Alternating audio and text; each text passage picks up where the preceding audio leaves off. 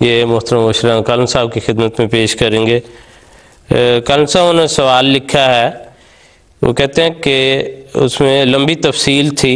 وہ مختلف حالات و واقعات کے ساتھ، میں اس کا خلاصتاً عرض کرتا ہوں کہ وہ کہتے ہیں اگر کوئی شخص اپنی بیوی کو خط میں یا ای میل میں طلاق لکھ دے اور ساتھ یہ لکھے کہ ابھی تو میں تمہارے ساتھ رہوں گا اور یہ طلاق 3 سال بعد کے لیے ہے، تو ایسی صورت میں ان میاں بیوی کے لیے کیا حکم ہے؟ اور ساتھ انہوں نے یہ بھی وضاحت کی ہے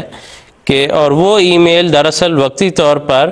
کسی بات کے غصے کے اظہار کے لیے تھی جو بعد میں دور ہو گیا۔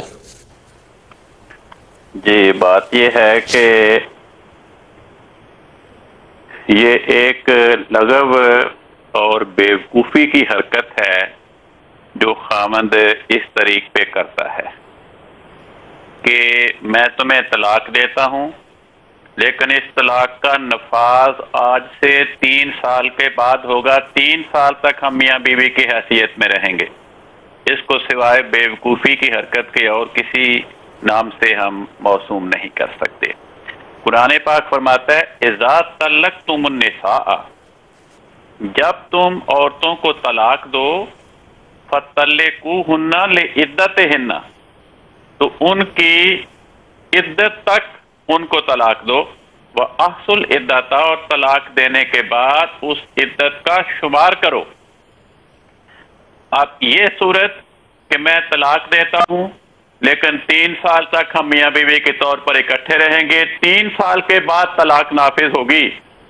پتہ نہیں 3 سال تک کیا حالات ہوں گے، پتہ نہیں 3 سال تک بیوی زندہ بھی رہے گی یا نہیں، 3 سال تک خامن زندہ رہے گا یا نہیں رہے گا، کیا ضمانت ہے اس بات کی؟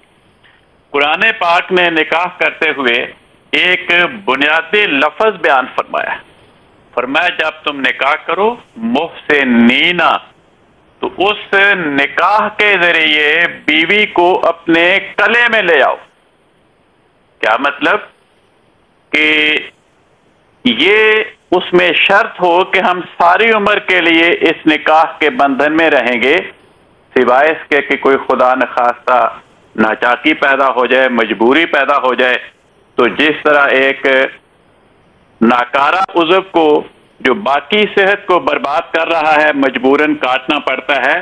تو پھر مجبوراً طلاق کی شکل اختیار کرنی پڑتی ہے۔ اور اس صورت میں تو خامند پہلے کہہ رہا ہے کہ میں تمہیں اپنے کلے میں مستقل نہیں رکھوں گا، 3 سال کے بعد تمہیں فارغ کر دوں گا، تو یہ طریق جو قرآن پاک نے نکاح کی شرائط میں بنیادی شرط کے طور پہ بیان فرمایا ہے، اس کے خلاف۔ ٹھیک ہے کالم صاحب، بہت شکریہ، جزاک اللہ۔